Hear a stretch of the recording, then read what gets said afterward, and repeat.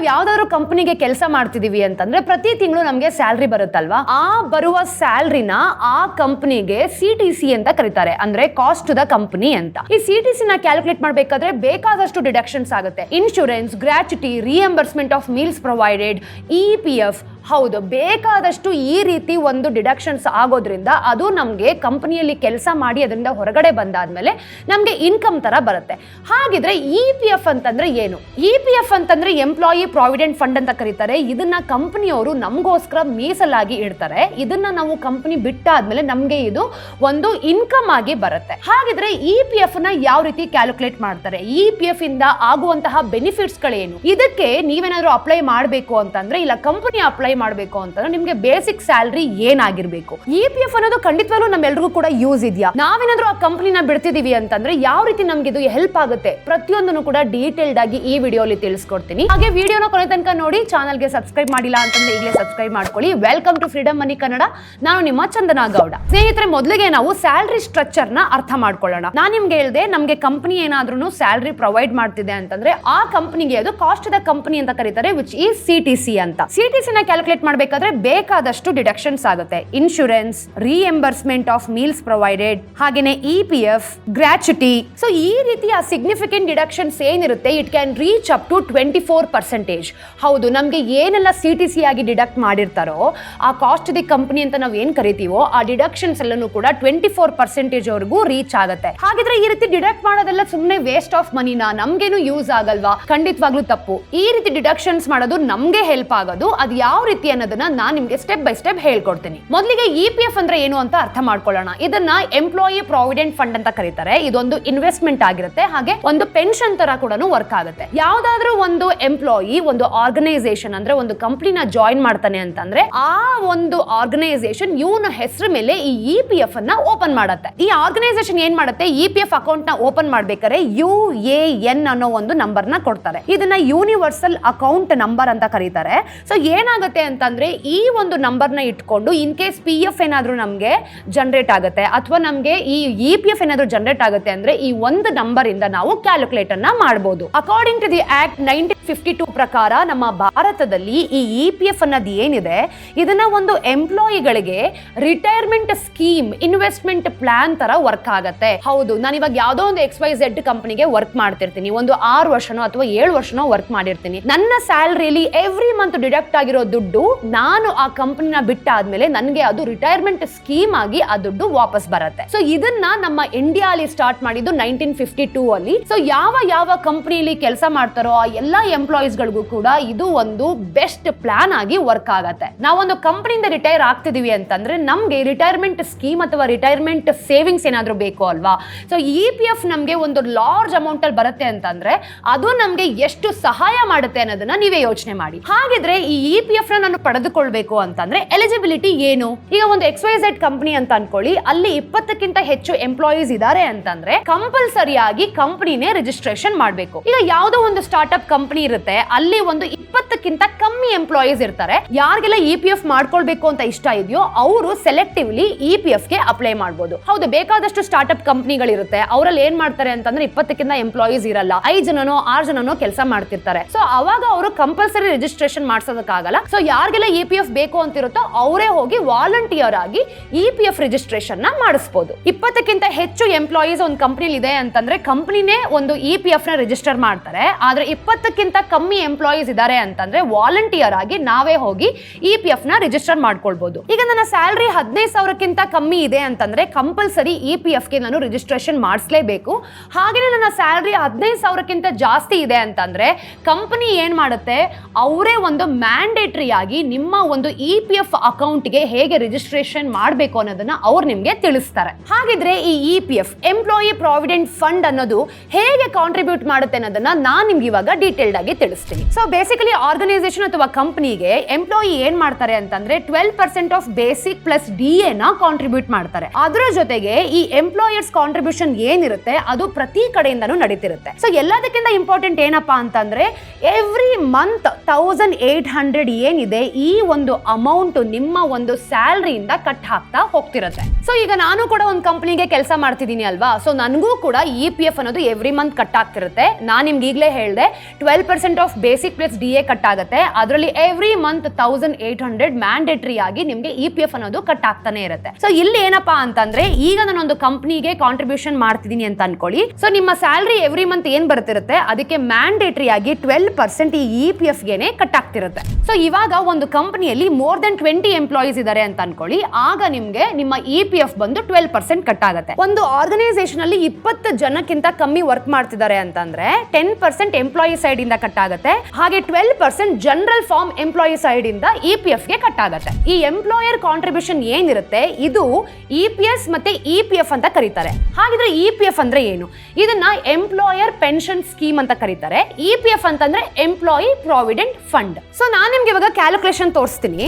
ನಾನ್ ನಿಮ್ಗೆ ಹೇಳ್ದೆ EPF versus EPS ಅಂತ. EPF ಅಂತಂದ್ರೆ employee provident fund versus employee pension scheme. ಇಲ್ಲೇನಾಗುತ್ತೆ ಅಂತಂದ್ರೆ EPF ಎಂಪ್ಲಾಯಿ ಪ್ರಾವಿಡೆಂಟ್ ಫಂಡ್ ಅಲ್ಲಿ 3.67 ಪ್ಲಸ್ 8.33%. ಸೊ ಟೋಟಲ್ ಆಗಿ ಎಷ್ಟಾಗುತ್ತೆ ಅಂತಂದ್ರೆ 3.67 ಪ್ಲಸ್ 8.33. ಸೊ 12% ಜೊತೆಗೇನೆ ಕಟ್ ಆಗುತ್ತೆ. ಅಂದ್ರೆ ಕೇವಲ EPF ಗೆ ನಾವು 12% ಕಟ್ ಮಾಡ್ತಿದೀವಿ ಅಂತಲ್ಲ. ನಾನು ನಿಮ್ಗೆ ಹೇಳ್ದೆ EPF ಮತ್ತೆ EPS ಏನಿರುತ್ತೆ ಅದೆರಡೂ ಕೂಡ ಸ್ಪ್ಲಿಟ್ ಆಗುತ್ತೆ. ಸೊ ನಿಮ್ಗೆ ಇಲ್ಲಿ ಕನ್ಫ್ಯೂಷನ್ ಆಗಿರ್ಬೋದು, ಹಾಗಿದ್ರೆ EPF ಅಂದ್ರೆ ಏನು, EPS ಅಂದ್ರೆ ಏನು ಅಂತ. ಸೊ EPF ಕಾಂಟ್ರಿಬ್ಯೂಷನ್ ಏನು ಅಂತಂದ್ರೆ, ನಾವು ಒಂದು ಕಂಪನಿಯಿಂದ ರಿಟೈರ್ಮೆಂಟ್ ಆಗ್ತಿದೀವಿ ಅಂತಂದ್ರೆ ಆ ಒಂದು ಅಮೌಂಟ್ ಏನಿರುತ್ತೆ ಅದು ವಿತ್ ಇಂಟ್ರೆಸ್ಟ್ ಬರುತ್ತೆ. ಅದೇ EPS ಎಂಪ್ಲಾಯಿ ಪೆನ್ಷನ್ ಸ್ಕೀಮ್ ಅಂತಂದ್ರೆ ಇದು ಕೂಡ ನಮ್ಮ ಅಕೌಂಟ್ ಬರುತ್ತೆ, ಆದ್ರೆ ಇದರಲ್ಲಿ ಯಾವುದೇ ರೀತಿಯಾದಂತಹ ಇಂಟ್ರೆಸ್ಟ್ ನ ಆಡ್ ಮಾಡಲ್ಲ. ಅಂದ್ರೆ ಈ EPS ಕಾಂಟ್ರಿಬ್ಯೂಷನ್ ಏನಿರುತ್ತೆ ಇದರಲ್ಲಿ ಎಕ್ಸೆಸ್ ಆಗಿರುವಂತಹ ಅಮೌಂಟ್ ಅನ್ನ EPF ಗೆ ಆಡ್ ಮಾಡ್ತಾರೆ. ಹಾಗಿದ್ರೆ ಒಂದು ಆರ್ಗನೈಸೇಷನ್ ನಲ್ಲಿ ನೀವು ಕೆಲಸ ಮಾಡ್ತಿದ್ದೀರಾ ಅಂತಂದ್ರೆ ಈ EPF ಅಕೌಂಟ್ ಮ್ಯಾನೇಜ್ಮೆಂಟ್ ಹೇಗ್ ನಡೆಯುತ್ತೆ ಅನ್ನೋದನ್ನ ನಾನು ನಿಮ್ಗೆ ಇವಾಗ ತಿಳಿಸ್ಕೊಡ್ತೀನಿ. So basically the employees provident fund organisation EPFO ಇವರು EPF ಅಕೌಂಟ್ ಅನ್ನ ಮ್ಯಾನೇಜ್ ಮಾಡ್ತಾರೆ. ಸೊ ಸಾವಿರಾರು ಜನ ಎಂಪ್ಲಾಯೀಸ್ ಇರ್ತಾರೆ, ಅವ್ರಿಗೆಲ್ರಿಗೂ ಕೂಡ ಹೇಗೆ ಒಂದು ನಂಬರ್ ನ ಕೊಡ್ತಾರೆ, ಎಲ್ರಿಗೂ ಸಹ ಒಂದು ಯುನೀಕ್ ಯೂನಿವರ್ಸಲ್ ಅಕೌಂಟ್ ನಂಬರ್ ಅಂತ ಇರುತ್ತೆ. ಸೊ ಈ ನಂಬರ್ EPF ಗೆ ಲಿಂಕ್ ಆಗಿರುತ್ತೆ. ಸೊ ನಮ್ಮ ಸೋಷಿಯಲ್ ಸೆಕ್ಯೂರಿಟಿ ಏನೇ ಇದ್ರೂ ಕೂಡ ಈ ಒಂದು ಆರ್ಗನೈಸೇಷನ್ EPF ಅಕೌಂಟ್ ಗಳನ್ನ ಸೇಫ್ ಆಗಿ ಹ್ಯಾಂಡಲ್ ಮಾಡ್ತಿರುತ್ತೆ. 8.25 ಅಷ್ಟು ಇಂಟ್ರೆಸ್ಟ್ ನಮ್ಗೆ EPF ಅಲ್ಲಿ ಬರುತ್ತೆ ಅಂತಂದ್ರೆ ಜಸ್ಟ್ ಇಮ್ಯಾಜಿನ್, ರಿಟೈರ್ ಆದ್ಮೇಲೆ ನಮ್ಗೆ ಎಷ್ಟು ಒಂದು ಅಮೌಂಟ್ ಬಲ್ಕ್ ಆಗಿ ಬರುತ್ತೆ ಅಲ್ವಾ. ಸೊ ಇಷ್ಟೊತ್ತು EPF ಅಂದ್ರೆ ಏನು, EPF ನ ನೀವು ಯಾವ ರೀತಿ ಅಳವಡಿಸ್ಕೊಳ್ಬಹುದು, ಹಾಗೆ ಕಂಪನಿ ಹೇಗೆ EPF ಗೆ ಒಂದು ಇಂಟ್ರೆಸ್ಟ್ ರೇಟ್ ಅನ್ನ ಕೊಡುತ್ತೆ, EPF ಗೂ EPS ಗೂ ಇರುವಂತಹ ಡಿಫರೆನ್ಸಸ್ ಏನು ಪ್ರತಿಯೊಂದನ್ನು ಕೂಡ ತಿಳಿಸ್ಕೊಟ್ಟಿದ್ದೀನಿ. ಸೊ ಇಂಪಾರ್ಟೆಂಟ್ ಆಗಿ ಈ EPF ಇಂದ ನಮ್ಗೆ ಆಗುವಂತಹ ಅನುಕೂಲಗಳು ಏನು ಅನ್ನೋದನ್ನ ನಾವೀಗ ನೋಡೋಣ. ಒಂದು ಕಂಪನಿಯಿಂದ ರಿಟೈರ್ಮೆಂಟ್ ಆಗಿದ ತಕ್ಷಣ ಈ ಎಂಪ್ಲಾಯಿ ಏನ್ ಮಾಡ್ಬೋದು ಅಂತಂದ್ರೆ ಇವರ EPF ಅಮೌಂಟ್ ಅನ್ನ ವಿತ್ ಇಂಟ್ರೆಸ್ಟ್ ಜೊತೆಗೆ ವಿಡ್ರಾ ಮಾಡ್ಕೊಳ್ಬಹುದು. ಪೆನ್ಷನ್, ಈಗ ನಾನು ಪ್ರತಿ ತಿಂಗಳು ಕೆಲಸ ಮಾಡ್ತಿರ್ತೀನಿ. ಸೊ ಇದ್ರಲ್ಲಿ ಏನಾಗುತ್ತೆ EPS ಅಂತ ನನಗೆ ಕಟ್ ಆಗಿರುತ್ತೆ. ಸೊ ನನಗೇನಾದ್ರು ರಿಟೈರ್ಮೆಂಟ್ ಆಯ್ತು ಅಂತಂದ್ರೆ ಎವ್ರಿ ಮಂತ್ ನನಗೆ ಪೆನ್ಷನ್ ಬರ್ತಿರುತ್ತೆ. ಹೌದು, ನನ್ನ ಒಂದು ಸ್ಯಾಲರಿಯಲ್ಲಿ ಏನ್ ದುಡ್ಡು ಕಟ್ ಆಗಿರುತ್ತೋ, ನಾನು ನಿಮ್ಗೆ ಹೇಳ್ದೆ EPS ಅಂತಂದ್ರೆ ಎಂಪ್ಲಾಯಿ ಪೆನ್ಷನ್ ಸ್ಕೀಮ್ ಅಂತ. ಸೊ ಅದು ನನಗೆ ರಿಟೈರ್ಮೆಂಟ್ ಆದಾಗ ನನ್ನ ಸ್ಯಾಲರಿಯಲ್ಲಿ ಕಟ್ ಆಗಿರುವಂತಹ ದುಡ್ಡು ನನಗೆ ಎವ್ರಿ ಮಂತ್ ಪೆನ್ಷನ್ ಆಗಿ ಬರುತ್ತೆ. ಸೊ ನೀವು ನನಗೆ ಪ್ರಶ್ನೆ ಕೇಳ್ಬೋದು, ಈಗ EPF ಅಲ್ಲಿ ಪಾರ್ಷಲ್ ವಿಡ್ರಾವಲ್ಸ್ ಇರುತ್ತಾ ಅಂತ. ಖಂಡಿತವಾಗ್ಲೂ ಇರುತ್ತೆ. ನಿಮ್ಗೆ ಯಾವ್ದಾದ್ರು ಎಮರ್ಜೆನ್ಸಿ ರೀಸನ್ ಇದೆ ಅಂತಂದ್ರೆ ಖಂಡಿತವಾಗ್ಲೂ ನೀವು ಪಾರ್ಷಲ್ ವಿಡ್ರಾವಲ್ಸ್ ನ ಮಾಡ್ಕೊಳ್ಬಹುದು. ಸೊ EPF ಇಂದ ನಮಗೆ ಸಿಗುವಂತಹ ಟ್ಯಾಕ್ಸ್ ಬೆನಿಫಿಟ್ಸ್ ಏನು? ಇನ್ಕಮ್ ಟ್ಯಾಕ್ಸ್ ಆಕ್ಟ್ ಪ್ರಕಾರ ಬಿಟ್ವೀನ್ ಎಂಪ್ಲಾಯರ್ ಮತ್ತೆ ಎಂಪ್ಲಾಯಿ ಕಾಂಟ್ರಿಬ್ಯೂಷನ್ಸ್ EPF ಗೆ ಏನಾಗಿರುತ್ತೆ, ಸೊ ಇಲ್ಲಿ ಒಂದು ಸರ್ಟನ್ ಲಿಮಿಟ್ ವರೆಗೂ ನಿಮ್ಗೆ ಟ್ಯಾಕ್ಸ್ ಬೆನಿಫಿಟ್ ಸಿಗುತ್ತೆ. ಹಾಗೇನೆ EPF ಎಂಪ್ಲಾಯಿ ಪ್ರಾವಿಡೆಂಟ್ ಫಂಡ್ ಅಲ್ಲಿ ನೀವು ಅರ್ನ್ ಮಾಡಿರುವಂತಹ ಇಂಟ್ರೆಸ್ಟ್ ಏನಿರುತ್ತೆ ಅದಕ್ಕೆ ನಿಮ್ಗೆ ಟೋಟಲಿ ಟ್ಯಾಕ್ಸ್ ಫ್ರೀ ಇರುತ್ತೆ. ಅಂದ್ರೆ EPF ಅಲ್ಲಿ ನಿಮ್ಗೊಂದು ಸರ್ಟನ್ ಬಲ್ಕ್ ಅಮೌಂಟ್ ಗೆ ಇಂಟ್ರೆಸ್ಟ್ ಬಂದಿರುತ್ತೆ ಅಂತ ಇಟ್ಕೊಳ್ಳಿ. ಫಾರ್ ಎಕ್ಸಾಂಪಲ್ 2,67,000 ಅಥವಾ 3 ಲಕ್ಷನೋ ಈ ತರ ನಿಮ್ಗೊಂದು ಬಲ್ಕ್ ಅಮೌಂಟ್ ಇರುತ್ತೆ. ಅಲ್ಲಿ ನಿಮ್ಗೆ ಇಂಟ್ರೆಸ್ಟ್ ಜನರೇಟ್ ಆಗಿರುತ್ತಲ್ವಾ, ಸೊ ಅದು ನಿಮ್ಗೆ ಟೋಟಲಿ ಟ್ಯಾಕ್ಸ್ ಫ್ರೀ ಆಗಿರುತ್ತೆ. ಸೊ EPF ಏನಿದೆ ಇದು ಟ್ರೆಡಿಷನಲಿ EEE ಕ್ಯಾಟಗರಿಯಲ್ಲಿ ಸೇರ್ಕೊಳ್ಳುತ್ತೆ. ಅಂದ್ರೆ ಎಕ್ಸೆಂಪ್ಟ್ ಅಂತ. ಈಗ ಎಂಪ್ಲಾಯೀಸ್ ಮಾಡುವಂತಹ EPS ಕಾಂಟ್ರಿಬ್ಯೂಷನ್ ಗೆ ಸೆಕ್ಷನ್ 80C ಪ್ರಕಾರ ನಮ್ಗೆ ಒಂದು ಟ್ಯಾಕ್ಸ್ ಬೆನಿಫಿಟ್ ಸಿಗುತ್ತೆ. ಸೊ ಈ ಎಂಪ್ಲಾಯಿ ಕಾಂಟ್ರಿಬ್ಯೂಷನ್ಸ್ ಅಲ್ಲಿ ಇಯರ್ಲಿ ಲಿಮಿಟ್ 7.5 lakhs ವರೆಗೂ ಇರುತ್ತೆ. ಇಲ್ಲಿ ನಾವು ಒಂದು ಡಿಫರೆನ್ಸ್ ನ ಅರ್ಥ ಮಾಡ್ಕೊಳ್ಬೇಕಾಗತ್ತೆ. ಈ ಎಂಪ್ಲಾಯರ್ ಕಾಂಟ್ರಿಬ್ಯೂಷನ್ಸ್ ಮೇಲೆ ಬರುವಂತಹ ಇಂಟ್ರೆಸ್ಟ್ ಟೋಟಲಿ ಟ್ಯಾಕ್ಸ್ ಫ್ರೀ. ಅದೇ ಎಂಪ್ಲಾಯಿ ಕಾಂಟ್ರಿಬ್ಯೂಷನ್ಸ್ ಮೇಲೆ ಬರುವಂತಹ ಇಂಟ್ರೆಸ್ಟ್ ಏನಿರುತ್ತೆ ಇದು 2.5 ಲ್ಯಾಕ್ ಮೇಲೆ ಏನಾದ್ರೂ ಎಕ್ಸೀಡ್ ಆಯ್ತು ಅಂತಂದ್ರೆ ಅದಕ್ಕೆ ಸರ್ಟನ್ ಟ್ಯಾಕ್ಸ್ ಖಂಡಿತವಾಗ್ಲೂ ಇರುತ್ತೆ. ನೀವಿಲ್ಲಿ ಮೆಚುರಿಟಿ ಪೀರಿಯಡ್ ಮಾತ್ರ ಖಂಡಿತವಾಗ್ಲೂ 5 ಇಯರ್ಸ್ ವರೆಗೂ ಕೂಡ ನೀವು ಹಾಕ್ಲೇಬೇಕಾಗತ್ತೆ.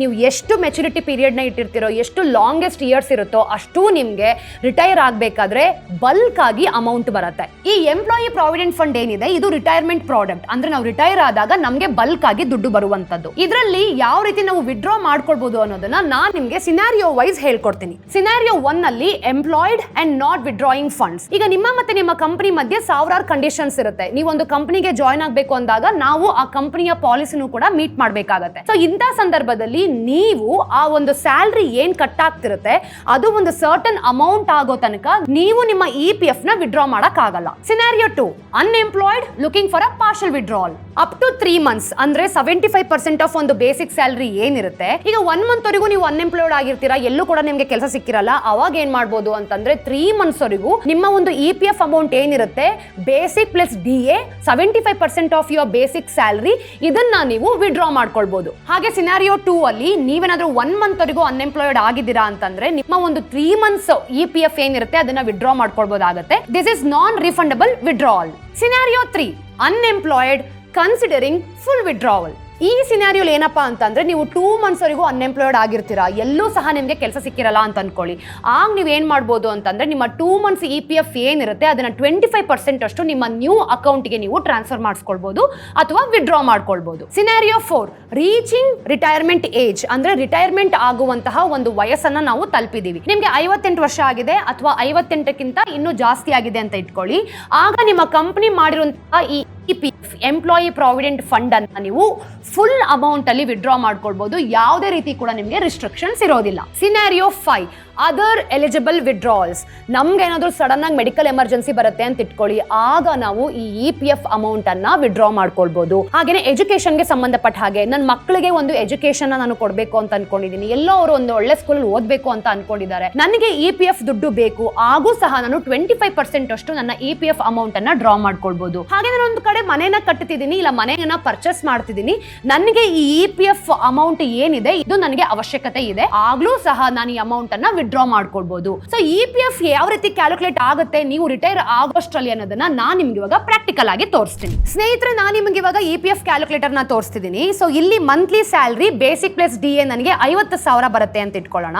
ಸೊ ನನ್ನ ಏಜ್ ಬಂದು 30 ವರ್ಷ.